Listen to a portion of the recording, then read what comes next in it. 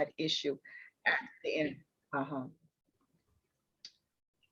So I Sorry, thought, Carolyn, I just put the recording on because, if I may interrupt, a lot of our participants have said they can't make certain times because of the time zone differences. yeah. So just to let those who are joining us now know, we're recording the sessions so we can post them on Facebook, website, and other places so people can watch the sessions at their leisure. So that's why I just pressed record. Sorry. Okay. All right, so our first speaker is Dr. Barbara Monfils.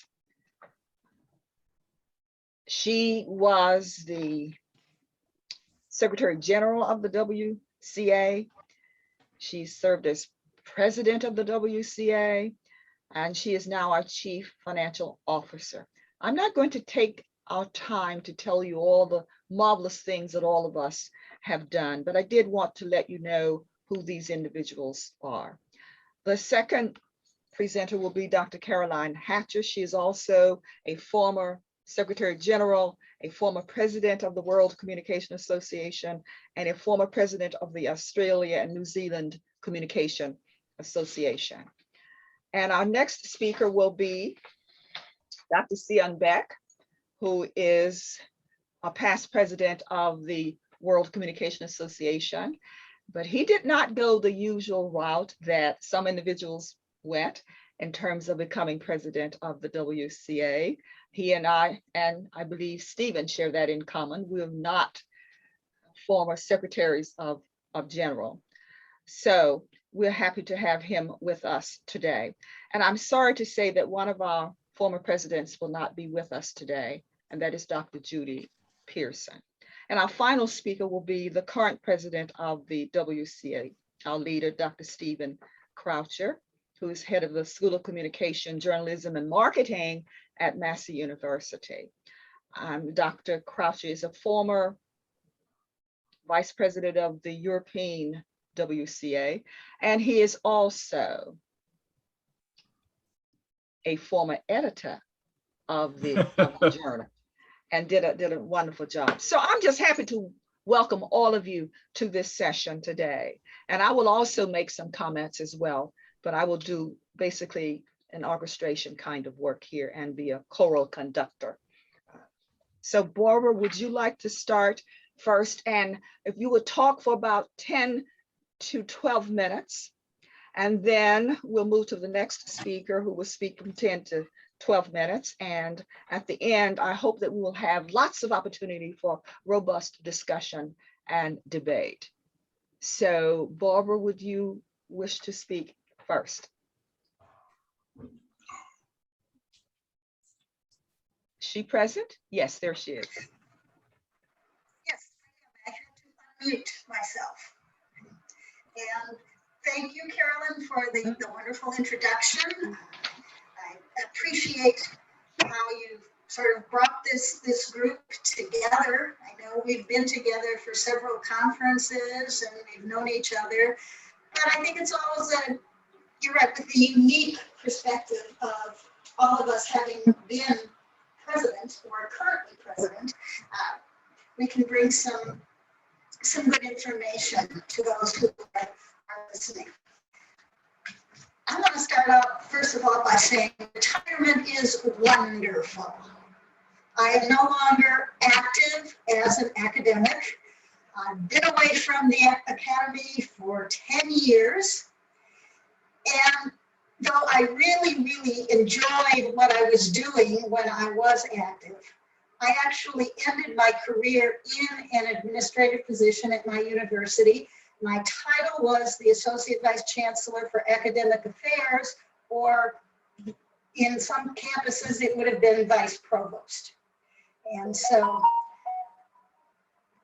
when Carolyn mentioned this topic for this roundtable discussion, I was really excited to talk about it, because I'd like to share with you some very practical issues as I thought about my own career and my own leadership roles at my university and in WCA. And what I'd like to do is to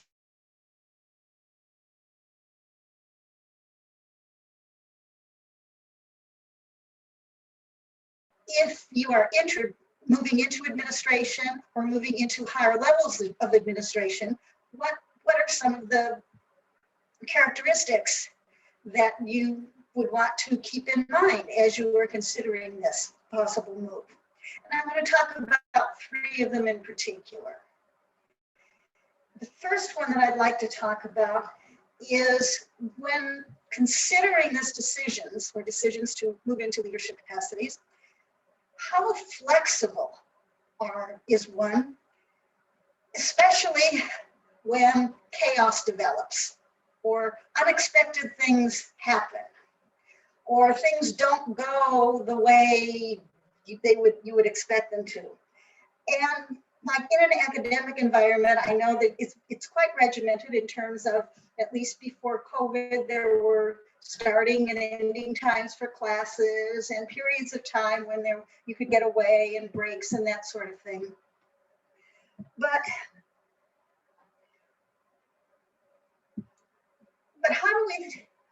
when we're moving into administration, okay, and away from a department perspective into a larger university-wide perspective, and having to deal with multiple constituencies, including some both internal and external to the university, some of which or whom may be at cross purposes with each other.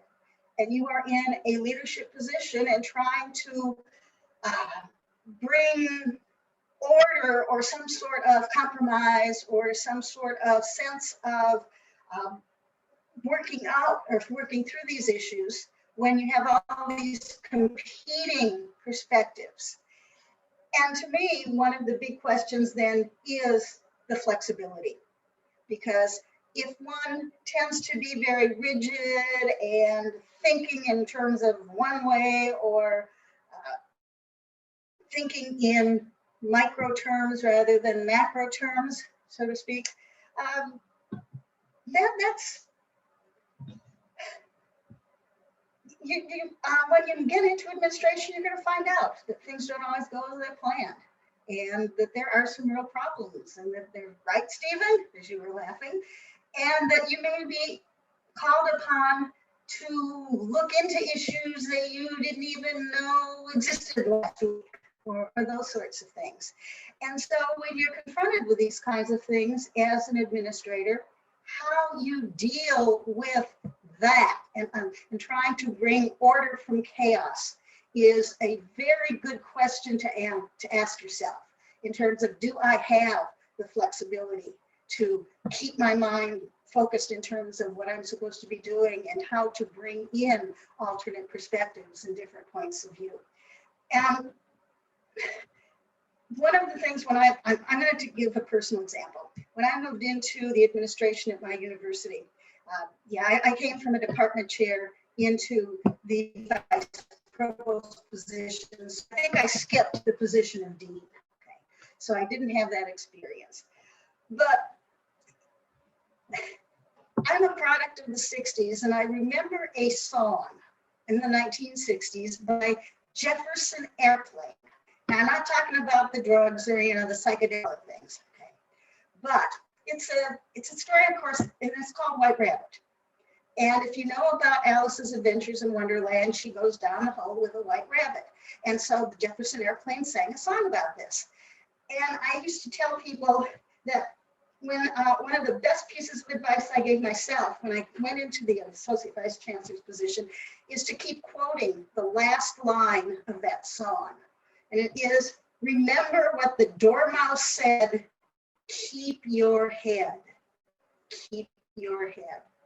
And if you have the flexibility about you, that's a good quality to have. Secondly, I'd like to talk about is to consider to what extent can I cede control comfortably over my own schedule. When I was a faculty member, I had a lot of control over my own schedule, right? I knew when my classes were and when my office hours were, and I could do a lot of things on my own time and didn't really have to concern myself with how others would feel or dealing with me. course, the higher up you go into administration, the less you have control over your schedule or your calendar. And I learned that very quickly when I went into the Associate Vice Chancellor's position. Because one of the first things I remember when I walked into the office is, oh, we have your calendar up for you. And by the way, you have 3 meetings tomorrow. What? You know, okay. Okay, so that's fine. So I learned very quickly that there were a lot of other people at that level who had access to my calendar and who had a sense of control over my time and how I could use my time. And these are people that I didn't even necessarily know. I mean, okay, I'm in the provost's office, so yes, the program assistants for the provost should have my calendar, my own calendar. Sometimes I would take the place of the provost in meeting with the chancellor when he was not available. So, okay, the chancellor's calendar, you know, program assistants, that's fine. And then I started getting requests for meetings from the dean's program assistants, because one of my responsibilities was the undergraduate curriculum. So whenever there were curricular issues or things that they wanted to do, they wanted to talk to me. And so I learned, as I say, I learned very quickly that as you moved up into administration, you lose control over your own schedules, and others have a great deal of control over what you do with your time. And are you okay with that? Because I think that's a very serious question. Some people are fine with it. I usually like it, to not really have those problems. But the one piece of advice I could give in that perspective is my program assistant was a wonderful gatekeeper. And being able to work with her to work out scheduling issues was just one of the ways that made my job so much easier than it might have been otherwise. And the third piece of advice, or the third point that I'd like you to consider or to think about, is to be yourself. And that may seem, okay, that's evident, but you want to be yourself because you never know who's watching you. At this point, if you are thinking of moving into administration, you're probably a faculty member. You've probably been at your institution for a period of time, and you've developed some sort of reputation with your colleagues, probably in the department and probably throughout the university or with other groups of the university, because you're on university committees and you're doing these sorts of activities. And if you were considering this sense of who's watching you, remember that how you've behaved in the past is a very good indicator of future behavior. And so if you're doing your job with diligence and with professionalism, and you're developing this reputation, people will be watching. You don't even know who they are or why they are. And it's not a sense of intrusiveness. It's simply as you go on, as you develop your career over a period of time at an institution, you do develop some sort of a reputation from those around you. And I can talk about my own personal experience in moving into the provost's office, because I didn't seek the position. The position sought me. I was department chair getting ready for a fall semester 2 weeks before classes started, and looking forward to the fall. And I'm on my email one day, and I got this email announcing a position search for this position. And I read it and said, okay, that looks interesting, but fine. So I went on doing other things. 2 days later, there was a broadcast of the position search. And being curious, I went back to the one I had received 2 days earlier and the one that I got the 2 days later, and I have no idea who sent the first one. It was just a generic URL, not one that we normally used at the university. I don't know. But that told me, something's going on there. And I really think that that second email propelled me to ask myself, what are they telling me? What are they encouraging me? And so I did go ahead and in that regard. Similarly, with WCA, while I was very pleased to be asked to be Secretary General by then President Sharon Ratliff, again, I didn't seek her out and say, Sharon, I want to be your Secretary General. She sought me out. And she must have seen some qualities there that she felt that she could work with. And so I was very pleased to work with her. I enjoyed working with her. And then when I became president, by that time I had gotten to know Carolyn Hatcher, and I was to be my Secretary General because I saw some very good qualities in her that I knew she would make a real contribution and many contributions to the association. And so I guess if I'm thinking about this in summary, if you are thinking about moving either into administration or continuing the ladder of administration, these are some things to think about and to ask yourself these kinds of questions, because you have many wonderful opportunities to do things that you probably don't even know were in existence. But at the same time, if you don't enjoy yourself in doing them, there's really no point to making yourself miserable.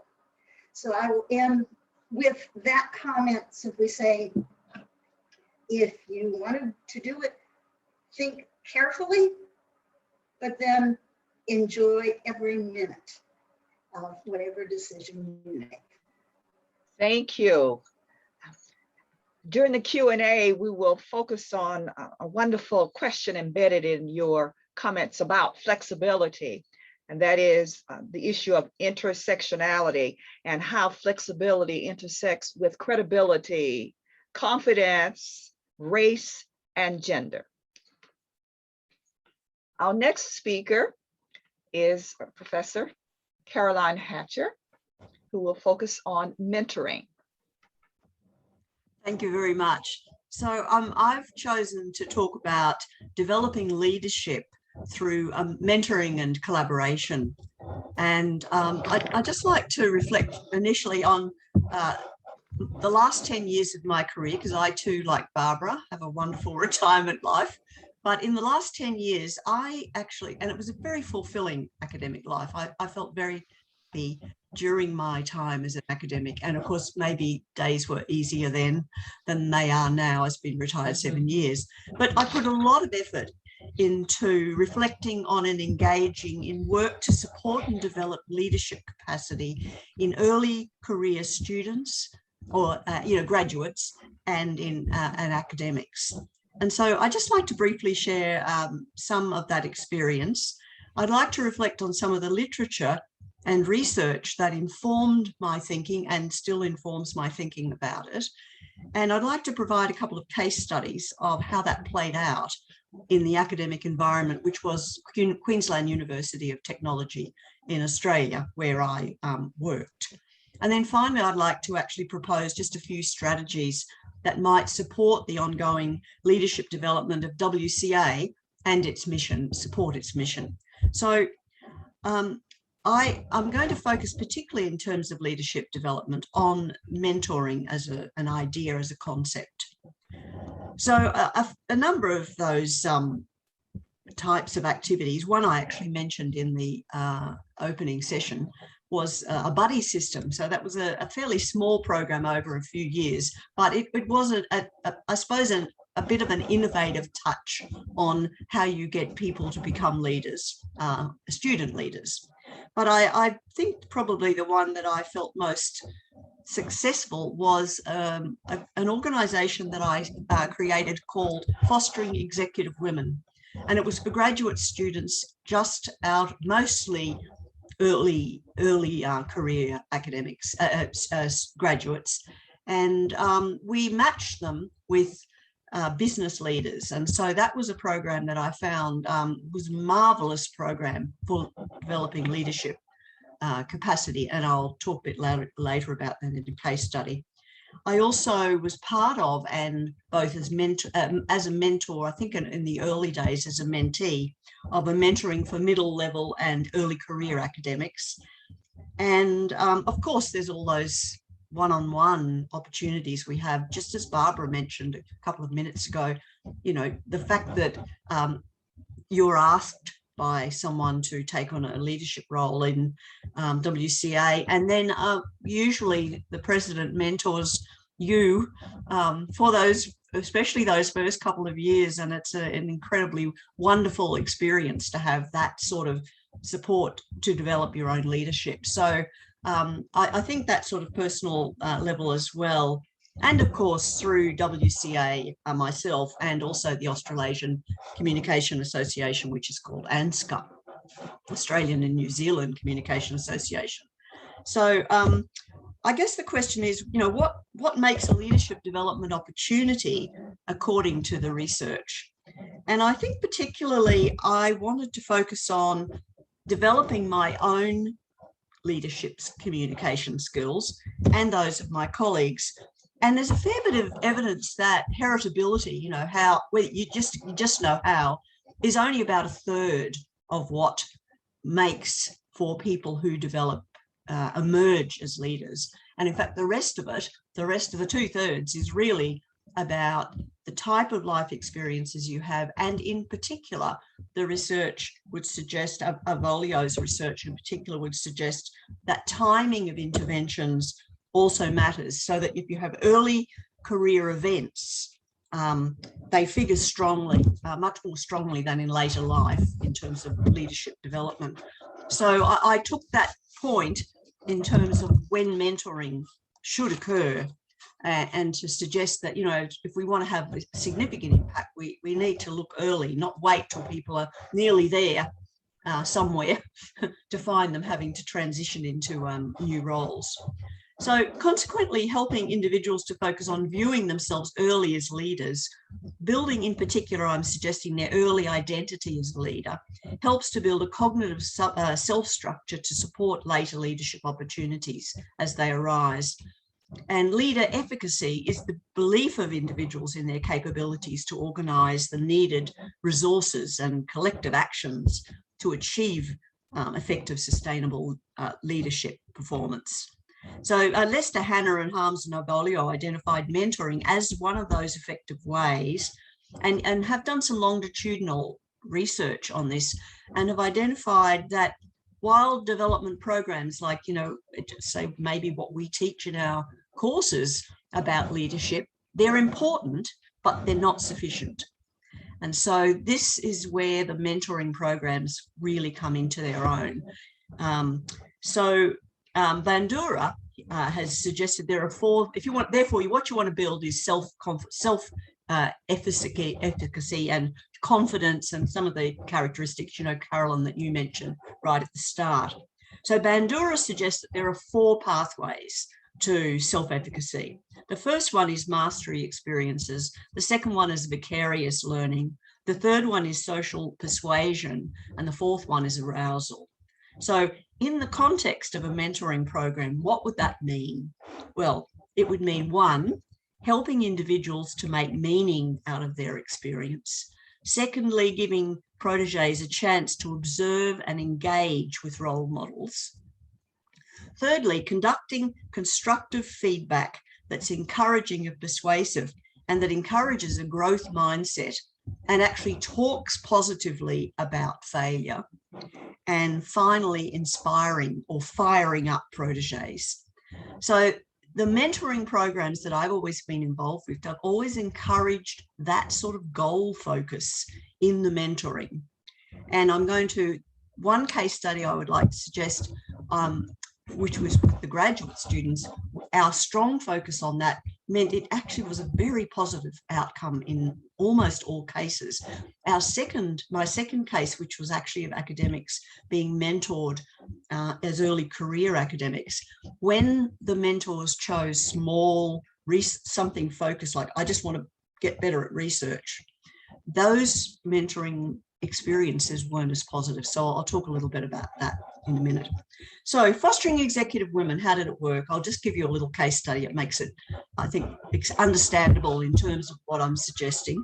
So for 10 years, each year, we had 20 to 25 faculty of business, and I'm a faculty of business, business school academic. So our students were all, you know, in that business space.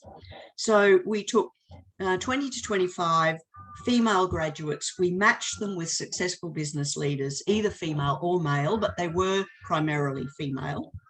And this matching occurred between my very good business colleague, who was great at finding business mentors, along with some of the ones that we brought to it as well, and I. And so she knew all about the business leaders and their backgrounds. I knew a lot about the students and some of the business leaders. So it allowed us every year to do this quite sophisticated matching process. We'd have more mentors than we would have mentees. And that meant, you know, sometimes some mentors just weren't useful to that particular graduate, those particular graduates. So we had an orientation workshop, where we set the structures, and we had a coach come in and actually work with the mentors and the mentees to talk about the focus of the program and maybe the rules and guidelines and so on. And then 2 workshops during the 6 months, it was a 6-month program, two workshops which allowed group support catch-ups. So the feedback was, and also prior to the matching, we had graduates fill in a detailed profile with goals, all sorts of things. So, you know, it was quite carefully manufactured. So then at the end, we had feedback, of course. So feedback was solicited around 8 months after the start of the program. So, you know, give them 2 months to sort of reflect and so on. So the 4 pathways described by Bandura were commonly reported in the feedback. Building belief in their capacities to be a successful leader was aided by their mentors and led to numerous promotions and mobility being achieved by these female graduates. Some of them who had sat 2 or 3 years in the same spot, you know, got up and walked and found new roles and so on.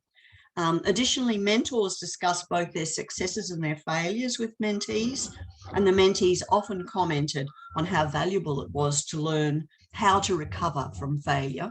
So that was a kind of positive feedback issue. It built their understanding of leader identity strongly when their mentor articulated their thinking about what it meant to be a leader, you know, as opposed to learning theories about leadership, which, I mean, are certainly important. I'm not suggesting they're not. Having taught leadership communication for 25 years, I would hate to think it wasn't useful at all, but it certainly didn't seem as useful as what I observed in these mentoring situations. And they problem solved together, you know, of failures and of their current difficulties, and that often led to very positive outcomes. And this again built their self-belief in the mentee.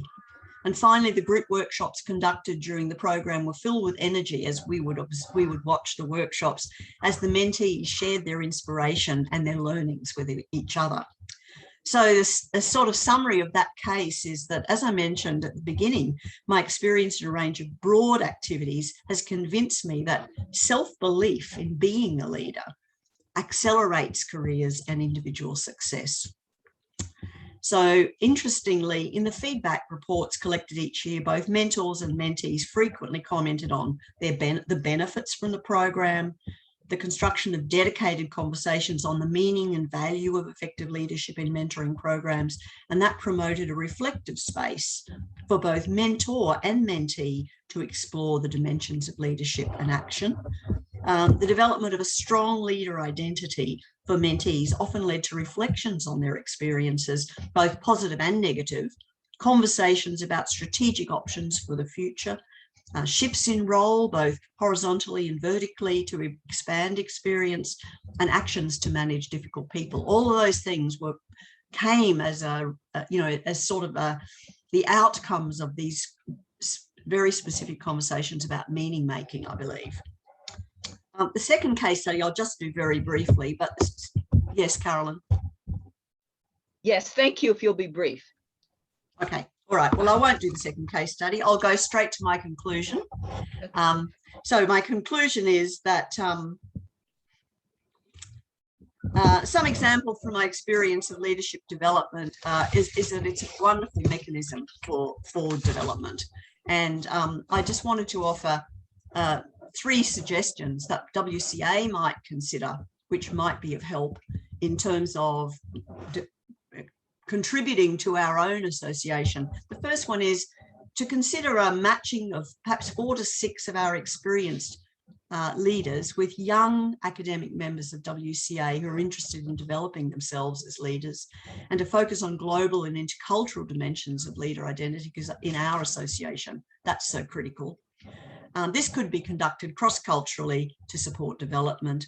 Secondly, supporting occasional groups on leading in the WCA, and workshops, in our conference, and mentoring at our biannual conference, and perhaps even shadowing an executive member of WCA.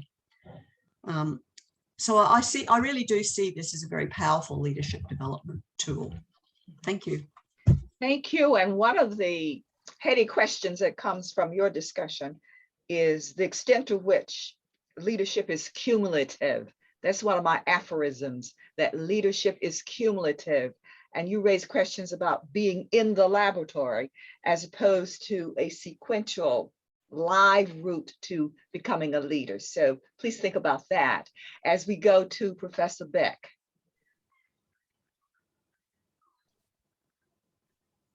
Oh. You're on Professor mute. Beck, you're muted. You're muted, Professor Beck. Please unmute.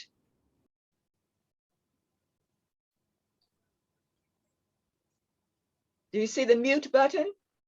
Oh yeah, here. Yeah, there Is we okay? are. Okay. Wonderful. Yes. All right.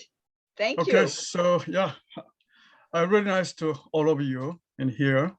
I'm very listening to speakers already, but I'm a little bit sorry about my prepared subject is a little bit different, and also this is a little bit heavy. And then I really wanted to share some of abstract of my ongoing project. This one is a little bit heavy, and I got a lot of fund by the government. The title is New Roles, Functions, and Responsibilities of the Academia in the World Pandemic Situation. So today's issue is a little bit sensitive to some countries, the people, and some countries' intentions. So I really want to share some of abstract with you. I calculated my own presentation, so it takes almost 12 minutes. So I'm very count on the chairman's schedule on this round table. So I'm really bit sorry for my title is a little bit heavier than to the former speaker's subject. Okay, so I want to read some of abstract to all of you because this is a little bit sensitive. Okay, since the COVID-19 virus swept away to the world severely from the beginning of 2020, the world has confronted with the new disastrous situations that have never experienced before. It is an extreme issue on life and death. By its rapid worldwide expansions, millions of people are being to be suffered and even died in the world. News media reports suffering and dying of millions of people daily, everywhere now. Such news make millions of people scared and terrified because there are no effective vaccines enough. It causes to appear another serious problem in the world. It leads to serious conflict between strong medical system holding countries and insufficient medical resource countries.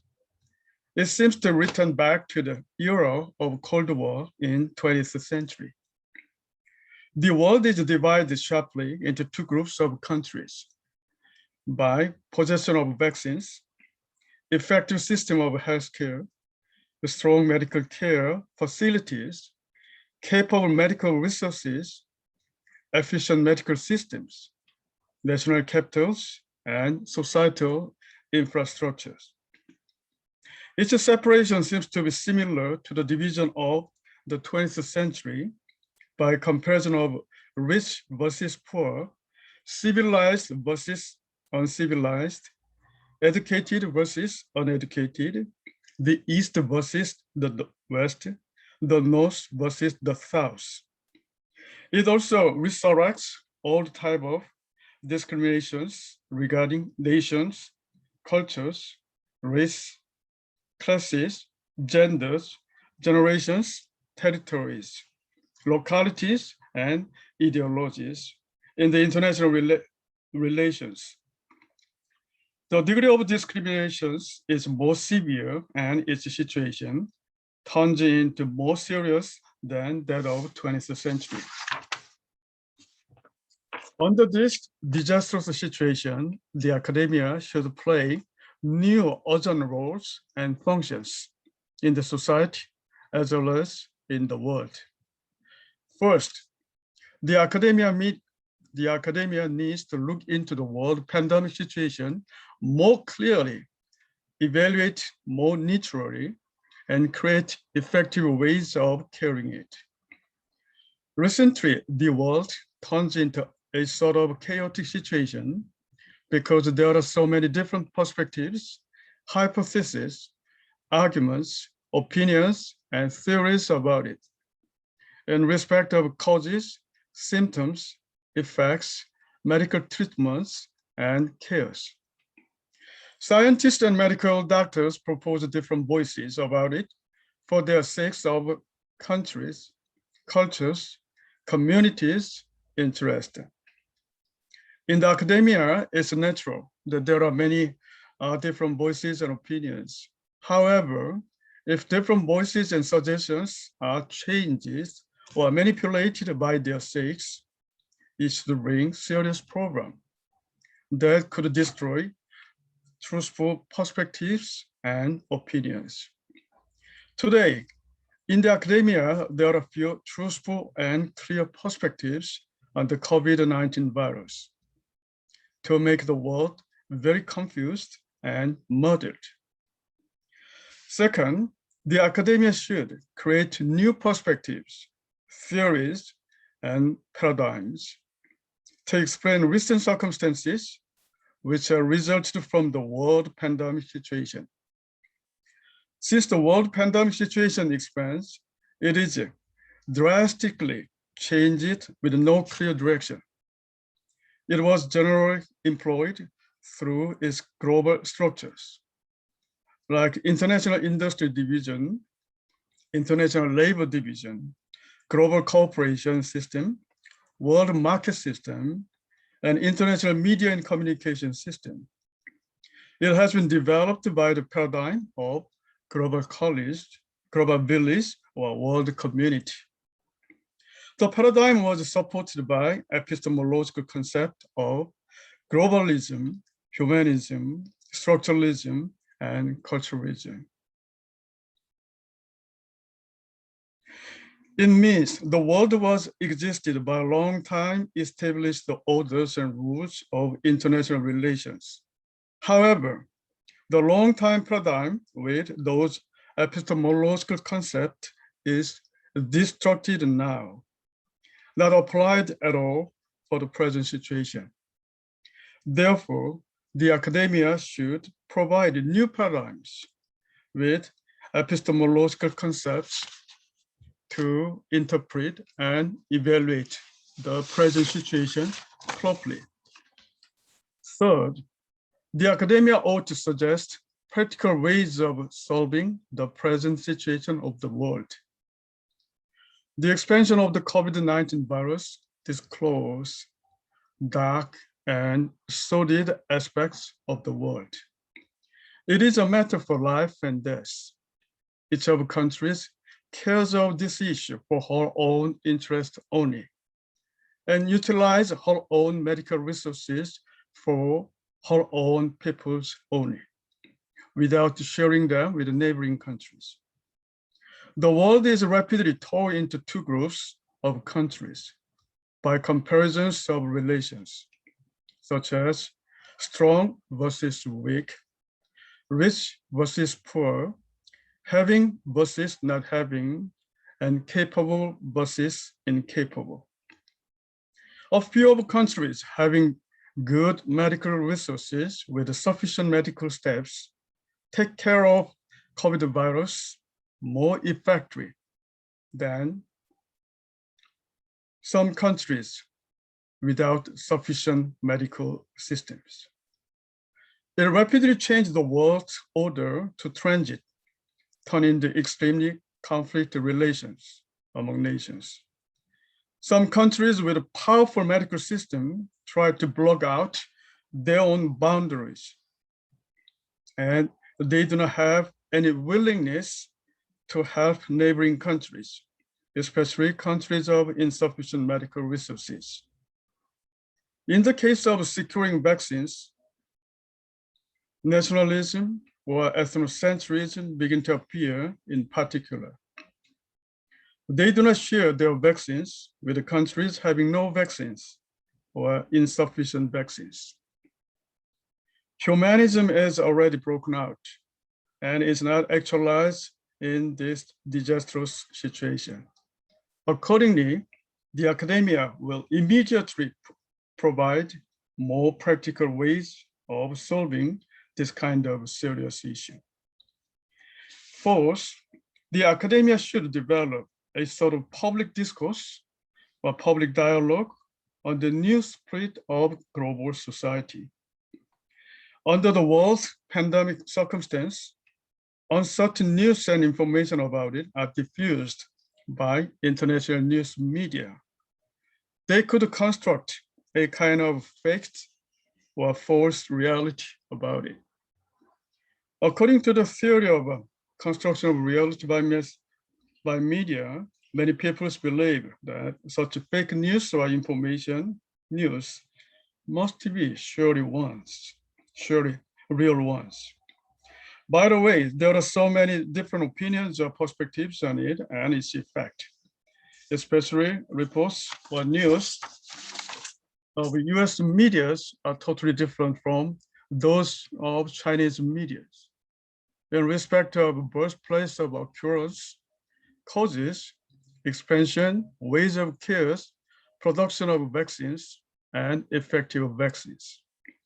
The clear distinction of media approach between two countries causes the world to be separated into two groups, like pro-US versus pro-China or anti-US versus anti-China.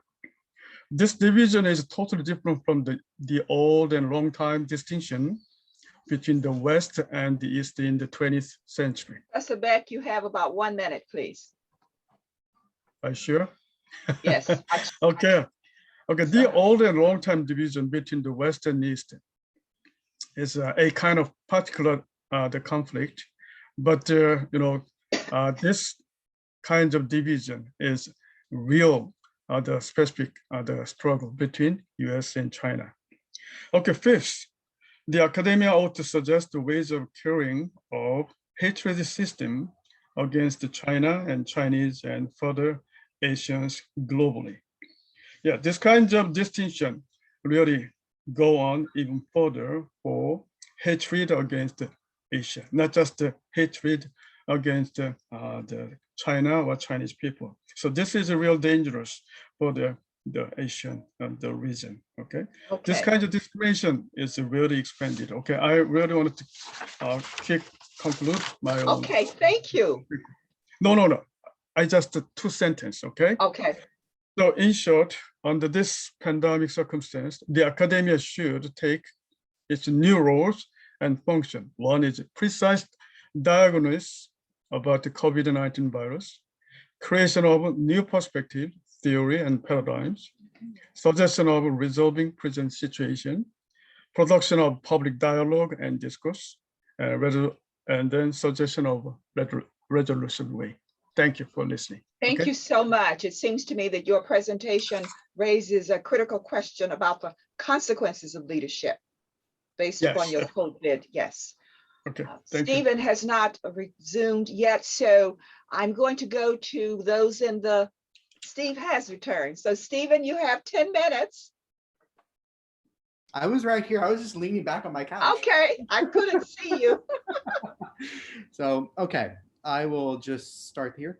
So for me, I just wanted to chat about, I guess, three things is, first of all, I appreciate others talked about their path. And so I'll briefly just talk about what brought me to where I am here at WCA and also in academia. And then talk about leading during a time of COVID, which, yeah, has been interesting. And then finally, just offer some advice or some commiserations, I guess, from being in administration, I guess is the third way I'll end. The first one is, I mean, for me, when it comes to WCA, you know, as the president, I'm proud to be the president of this association. I started in 2010 when I applied to be editor of the Journal of Intercultural Communication Research. And I went to my first conference in 2011 in Lima, Peru. And I got to meet lovely people there. Most of the people, I mean, I met all the presidents here in Lima and saw them. That was my first one. And actually there, my husband went and my father both went. So it was really great. From there, though, really, I was also working with WCA. I was working with NCA, the National Communication Association, the International Communication Association, on other types of positions, such as division chairs for intercultural and things like that. So I was slowly getting involved in different levels of different organizations just to see what am I interested in, really. And for me, I found that journal editing was something that I really enjoyed doing. And so I did 2 terms as editor because I really enjoyed doing that. And I guess the association didn't mind me doing the job, so that was okay. I moved after 2012, I moved to Europe. And the reason I'm saying this is one of the things I would encourage people to do is I wasn't looking to ever move to Europe, but the opportunity came. And it's something where I think that we now live in this world where there's so many opportunities out there where, my husband and I chatted about it and we were like, could this be a place we could live? And yes. And so being open to those challenges, open to those opportunities is an important thing, not only for an academic, I would say, an administrator, but also for someone who's interested in, say, working or leading an association, is being open to take chances. I would say for me also as a person, moving to Europe probably helped me more develop as a person than anything else. One of the things I found is my very Amerocentric view of academia. I mean, no disrespect to anyone who is, in the US, because I was trained there and taught there. I focused so much on people, what they researched, what their job was, where after I moved to Europe, I found that so many of them in Finland didn't care about that. You never knew who someone was professionally, what someone's CV is. The CV was irrelevant, didn't matter. And so for me now, like when I introduced Tina at the opening ceremony, it's more important to me. It doesn't matter what her H-index is, doesn't matter what publications she has. For me, what's more important is that I know she's a good person. And that for me, I think I was missing some of that, I will admit, on self-reflection when I was in the US. I was very much the competitive academic. And I think I've changed a bit more on that. And so for me, it's really improved, it's opened my eyes to different ways of looking at things, which has really been, as Barb said, Stephen in Wonderland. It really has been that, not Alice, but Stephen in Wonderland. And then 2020, in 2019, I was approached about, or 2016, I was approached about this position in New Zealand. I had never thought I'd ever move to New Zealand. I mean, I thought that was the land of hobbits and the land of whatever else. That's all I knew. But met with the previous pro-vice chancellor, which would be a super dean in the US, basically, and said, let's go take a look. Went, and then I hadn't been a big administrator before, and then came here and now have about 130 plus staff. And it was a massive change overnight. So that's one of the things for me. And then coming into WCA, I also didn't take the route of Secretary General. I went from a vice president of Europe and Australasia and journal editor into the presidency. But I had been in different parts of the association. When it comes to leading during this time of COVID, the biggest thing is that it sounds cheesy, but I almost hate this word because one of our administrators uses it all the time.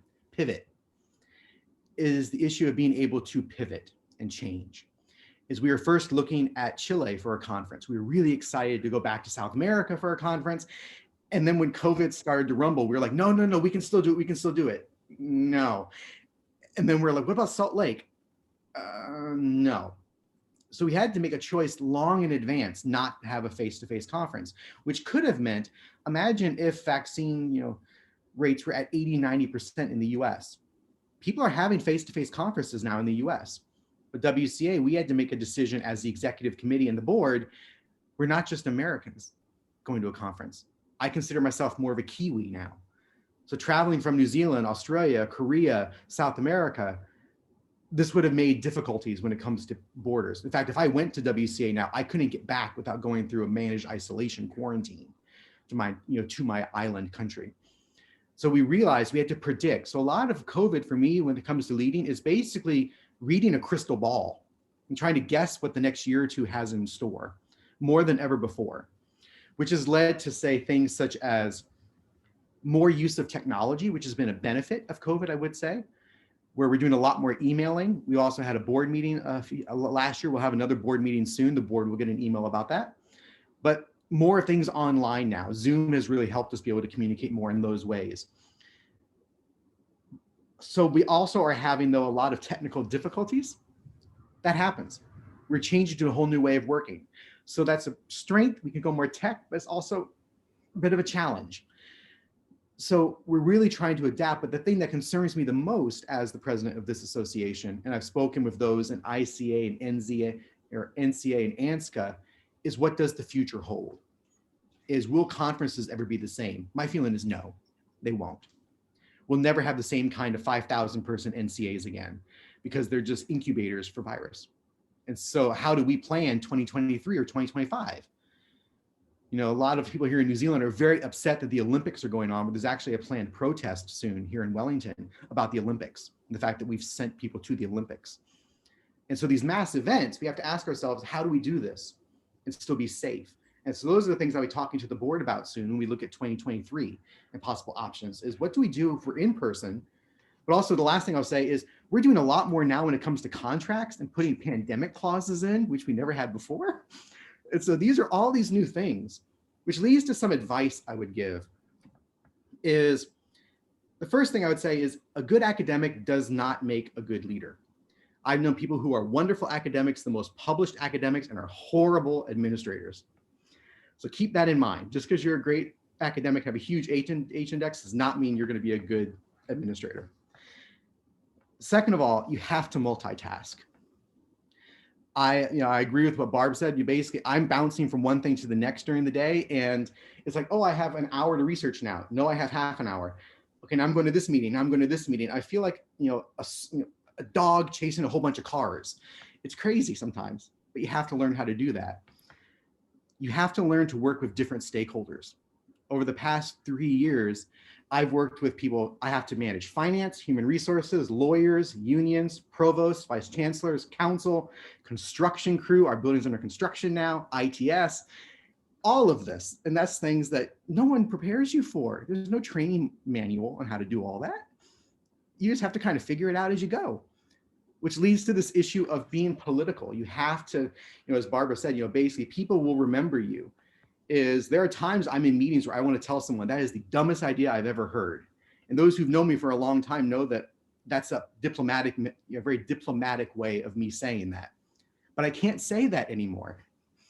I have to really couch my words so much more than ever before. So you have to know you're going to have to be political, whether you like it or not. If you're like, no, I can't be political, then don't get into managing an association or going into administration because you will not survive. You will lose your mind. Give me 1 second to admit someone here. The next thing is you have to foster relationships, not only externally, but internally. You have to basically work across alliances and get to know people. It's really important. Build other people's reputations. We talked about reputation, but one of the biggest things is actually one of your jobs as whether you're an association president or leader or an administrator is actually promoting others. So one of the biggest initiatives we've done here in New Zealand, a lot of our universities are really big on things like the Shanghai rankings, Times Higher Education, and other sorts of rankings like QS. The key thing for me is to work with staff so that they publish in top journals so that the whole university is ranked well. I connect our staff to different organizations. I want them to look good. Because when they look good, by default, I look good. But my main goal isn't really my reputation anymore, just my interpersonal reputation or my personal one. It's more how others are seen, because if everyone else succeeds, then I've done my job well. And that's a different way of thinking.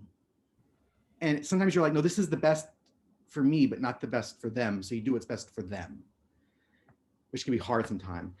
And the last two things is, Barbara's exactly right. Things will sometimes just fall on your lap. And some are good, some are bad. But it's that willingness to say no is also important, or knowing when to say yes. And it's one of those things that I've had to learn, where there have been times when I've been the acting provost. Our provost goes out of town, so I've been the acting. I've said yes. There have been other times where I've been like, yeah, nah.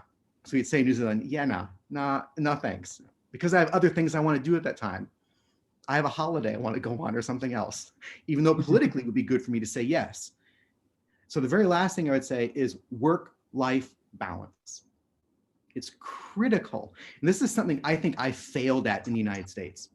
I would work probably from the morning I got up until I got home. And then after that, I'd work in the evening. I work sometimes in the evening now on something that I want to do, not because I have to. So you need to have that balance. Do what you love, but basically balance your work and your life. It can be hard, but once you find it, you'll actually get a groove and you'll really enjoy it. And that's it for me. Okay, thank you. One of the things that I took from your presentation, among many things, Stephen, is the notion of no training manual. And I would ask you to think about the proving ground that comes out of a humanities education, where we teach people to think critically and well, write cogently, and speak articulately. So it seems to me that you have a manual that prepared you for the things that you needed to do. Otherwise, you couldn't have come up with them. But I want to go to our visitors, that is, those individuals who came to listen to us, and give them an opportunity to raise questions, because we are about the business of trying to give some insights into how you may become a leader in the WCA or in your institution. So what are some things trending in your head in terms of questions that you'd like to pose to the panelists? And while you're thinking, I would like to say that one of the things, Stephen, you mentioned work-life balance. One of the things that I do, I keep Thursday mornings. That's free. I can always pop in anything, but if I have an appointment, I know it's Thursday morning. And that's very, very sacred time for me. Whatever I want to do on a Thursday morning, I do it. But typically I have gone to bookstores, and look for books, but that has kept me saying, I'm just leaving my second term as chair of African American and African Diaspora Studies Department. And when I was president of the WCA, I also did the same thing. I kept that Thursday free, and it was liberating. Anyone else, questions? I'll just say I keep Fridays free, and my EA makes appointments, knows not to book anything in there. So that way I can research and I can breathe and do other things. So it's absolutely. a good, so when someone asks me, I learned that from our department chair at Oklahoma, Michael Fowl, and he was a prolific researcher, is running the department there. He kept, actually Thursday or Tuesday, one of those days was totally, he was not in the office. He would not take appointments. Don't even try it. Because that was his one day a week. But he would also go out and do appointments during that day, but that was his one day. Yes, so I've always done that ever since I graduated from the university. I've had one day a week where you cannot touch me. That's right. And when people ask me, can we have a meeting on Thursday morning? I say, I already have an appointment. I already have a meeting, and that is a meeting with myself to make sure that I remain sane and have a directing mind that will lead me to my projects and get me to where I wish to go. Is there a question from our audience? Anthony, you look as if you have a question. Do I? Yes. I'm thinking Or it comment. no, oh no, I don't have a question. I was just thinking that I try to do the same thing. I've been in academia and then I left and then I came back. So it is a balancing act. But yeah, I try to keep time free. But I guess my question then would be, what about when you have to teach a class? I mean, what about when you have when somebody tries to schedule you? What do you guys do to keep that time free, whether it's scheduling a class or department meetings? How do you maintain that time period? Fortunately, in the academy and at Indiana University, we get to decide when we wish to teach our classes. For example, I only teach 2 days per week. I teach on Mondays and Wednesdays. No Tuesdays, no Thursdays, no Fridays, just Monday and Wednesday. So we have a lot of caretaking business with regard to our schedules. We have a lot of decisional energies that we can turn into that. Anyone else wish to comment on that? As we listen to Chad, I believe Chad is coming in next. I agree with what you're saying. Basically, even when I was, not even when I was teaching as an assistant and associate, is I would try to schedule my courses, and if I couldn't, then sometimes you get trumped, particularly when you don't have that power. But I still did everything I could, even if it was half a day or twice a week, still to give me that 1 day a week. It was essential for me and just my own mental health. So and I try to encourage my staff now to do that. So we try to work with them so they can have 1 day a week. We call it their research leave or their research and teaching prep day. So, and they can do whatever they want during that day. So, Chad, did you have a comment? I think he stepped away. Oh, no, he stepped away. Well, let's engage ourselves. Is there a question that anyone wishes to put to your panelists, or a challenge, a suggestion, a recommendation? Anthony, did you have a question? I just asked a question, remember? Oh, that was Anthony. I'm sorry. That was me. Yeah. Yes, all right. I've already participated. I'm good. All I right. made my point. Anyone else? Caroline, shall we return to the question that I put to you, and Barbara, shall I return to the question that I put to you? Barb, yes, Caroline. Yes, so the idea of, is it all gradual learning, along the way pathway? I think there's no doubt skill development is like that. I mean, skill development is you start out, you can't do something, and then you proceed. But the whole point about the research on this issue of how leaders emerge is all of you who were leaders or are leaders, still working leaders, had to have the confidence in the first place to start the journey of leadership. And I think that's what these longitudinal studies are showing, that the later you build that sense of I am possible as a leader identity. And that's why I use that example, the buddy system. You've got this Australian young person who takes on a leadership role in helping an international student. It takes a certain, and that's at that point, small sense that you can lead someone to help them into an environment. And this is why this leadership development research is showing really strongly that that's important. And particularly there's some work by, let me see who it is. And what is it? Hannah Woodfolk and Lord, and what they did was had a look at women in particular and made a very strong case that the chances that women feel the possibilities of being leaders is much less likely if they don't develop this leadership identity, even in the early stages. And that's why this early career intervention is so important. So certainly, you don't and in a mentoring program, learn everything you ever need to know to become the dean or the chair or the provost or whatever. It's gradual, and as Barbara explained, as Stephen explained, it came along step by step as growth occurred, but it sort of needs a spark. And the spark is this cognitive self-structure about, I am potentially capable of being that leader. So that's what I would say in response to your question. Yeah, and I agree with you, because as I think of my trajectory, and I think about the proving ground for me was in the Baptist church in Louisiana.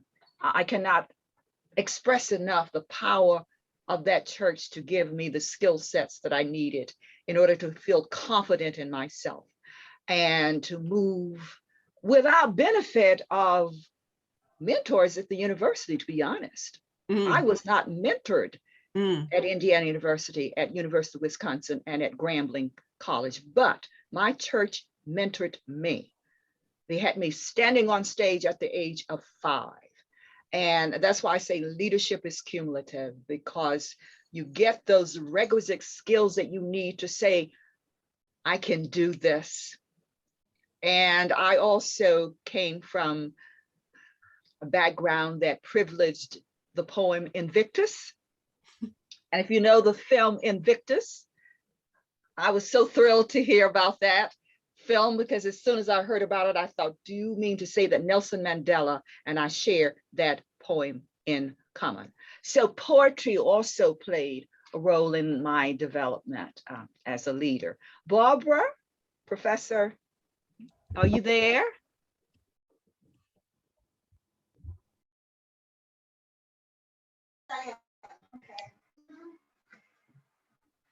Okay, did you wish to comment on the question that I posed about intersectionality, that word? Yes. And in order to do that, Stephen, we may not always agree on everything, but I do agree on a couple of points that you made in your final list in terms of fostering relationships and promoting others. And I think that is a very important key in terms of intersectionality. Yeah, going back to what Tina said early on one of her slides, I wrote down, listen, listen, listen, and then listen some more. And one of the things that I found being extremely important is to recognize and to make the needs of the person that you're communicating and interacting with, be it a faculty member, be it an administrator, be it somebody from the external to the university, whatever, to make their needs your needs, and to promote that sense of fostering the relationship, identifying goals that we may have in common, and we may have different ways of reaching them. But the whole idea of, sometimes of making someone else's needs your needs and communicating the importance of that in fostering the relationships among the various constituencies, to me has been extremely, extremely important in that regard. Yeah, and I think that's a strong point. And Africans have a term for that, Ubuntu, the idea that we become our best selves through unselfish interaction with others. And it seems to me that you're promoting the same idea, but calling it something else. The idea that we have something mighty powerful to give. So are there particular communication traits or skills that one needs in order to become an effective, powerful, dynamic, consequential, impactful leader? That's for anyone. That was a loaded question. But you can be an impactful leader. You can be an impactful leader and efficient and still not be a very good communicator in some ways. It depends on how you lead and the traits of leadership. So I think you have to consider that as well, and whether you're bringing people along with you on a topic or whether you're telling them. Like a case in point is we're doing a revision to one of our majors. And I have the right, actually, with the way things are worked here, where I can just say, here's the new major, done and dusted. and I don't need to consult anybody, which is kind of Mhm. awesome. But I'm not doing that. So for me, it's a matter of consultation is a form of communication, which at times the American in me gets really frustrated about. But then the Finn and the Kiwi in me is like, okay, it's essential to bring people along with you, even when you don't have to. So I think you need to weigh all those things to really answer the question. But I think it's being able to adapt to your audience is the key. Okay. Caroline or Professor Beck, any I'd comments? like to just Yes. direct some observations to Professor Beck, because I totally understand and agree with your sentiments. But I really, I think everybody's trying to do this, and we just don't, not just in academia, everywhere. And I just don't see any progress at all. Australia is a very, reasonably wealthy country, as is South Korea. We have lots of good medical systems and so on, but we don't have any vaccines. So there's this intersectionality again. You could be a sort of rich country with no vaccine, but that's a bit trivializing, because I totally agree with you. I mean, I know Indonesia, which is very close to us, is a very terrible state at the moment. And India, and so, but I just don't know. To me, it's too big a question to pose about leadership, to be really honest. I'd have to say that. It is, but it does bring to our consciousness the whole idea, as the Economist magazine put it. Rich people got up during the virus and they went to work in their pajamas. Working class people had to go physically to the location.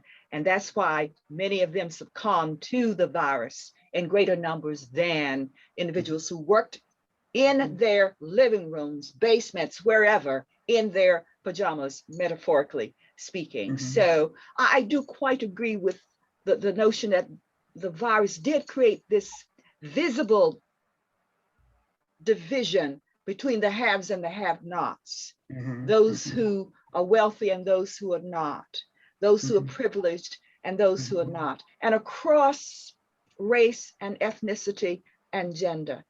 That was a universalizing, humanizing aspect of that virus, that it puts certain of us in different pockets and others of us in other pockets. But it's your statement here that Caroline is requesting that you comment on. Okay, thank you for the Caroline and Caroline. And then I'm staying at Korea, and this is very near to China and Japan. So I think your sense of world pandemic situation is a little bit different from mine. Okay, and then we also very the consonant so much serious, especially some anti-Asian the symptoms. Well, so we normally call that is Asian phobia. All of these kinds of situation maybe results from the media touching and the media treatment, because we have only one resource of the media reporting. Basically for my own self, and I'm very the lenient United States by myself, because I studied the United States, and also all kinds of my ideology is very similar to United States, the ideology. But territorially, and my country is very near to China. So, this kind of real impact between US and China is sometimes making me very confused. I really give a really high, strong credit on the US media, the report, but sometimes, and then I heard a lot of voices from the China. So in this case, I have thought about, okay, what kind of new role of the academia?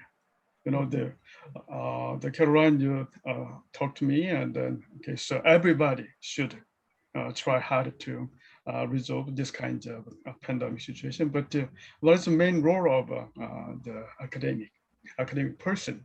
So my own thought, still the people in the academia is really depend on the old theory, old perspective, and old paradigm. So from my own the interpretation, and we need to break out the old thought and the perspectives and paradigm. We need to be thinking of new paradigm, new thought, and new ideas, and then solving this kind of service issue. So I just really develop on, okay, what is the best way of academic person to deal with this situation? So I suggest the 5 ideas by myself. Thank you, Paul. Well, thank you, Professor Beck, and thank all of you for your rich comments and suggestions, recommendations, and insights into leadership. But I believe we have reached the mandatory hour, and I hear the bell ringing. So it is time for us to leave. Thank you again for this lovely presentation.